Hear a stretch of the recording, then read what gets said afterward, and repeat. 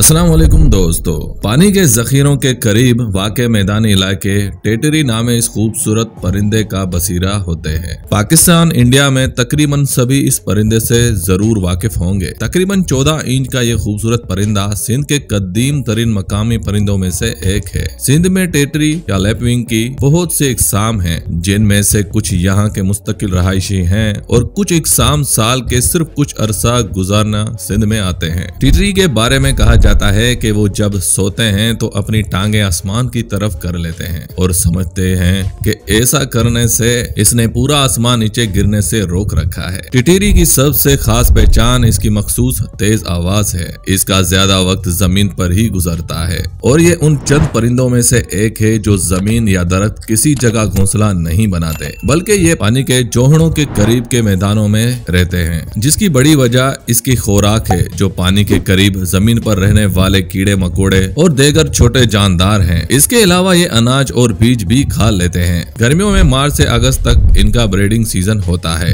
तब ये जोड़ों की सूरत में होते हैं। अक्सर उड़ते और टीटीटियों की तेज आवाज निकालते सुनाई देते और नजर आते हैं, जिस वजह से इसका मकामी नाम उर्दू और पंजाबी में टिटरी जबकि सिंधी में टिटिहर पड़ गया है। टिटेरी थोड़ा सा भी शक पड़ने पर शोर और तेज आवाज निकालना शुरू कर देते हैं। ऐसा वो अपने अंडों या बच्चों को बचाने और शिकारी जानवरों की तवज्जो भड़काने के लिए करते हैं। दूर दराज देहातों में अभी आधी रात को इसकी आवाज को खतरे का सायरन समझा जाता है और इससे किसी अजनबी की आमद का अंदाजा लगाया जाता है, क्योंकि ये किसी भी शख्स या चीज की हरकत महसूस करते ही शोर मचाकर आसमान सर पर उठा लेती है। मादा टिटेरी आम तौर पर 3 से 4 अंडे देती है। इसके अंडों का रंग ऐसा होता है कि गौर से न देखा जाए तो पता नहीं चलता कि अंडे हैं या जमीन पर छोटे पत्थर पड़े हैं। नर और मादा बारी बारी अंडे सेते हैं। 28 से 30 दिन में अंडों से बच्चे निकल आते हैं। टेटरी के बच्चे बहुत खूबसूरत होते हैं, निहायत होशियार और तेज शतुरमुर्ग के बच्चों की तरह इनके जिस्म पर दिहारीदार रुई होती है। जब किसी शिकारी जानवर या परिंदा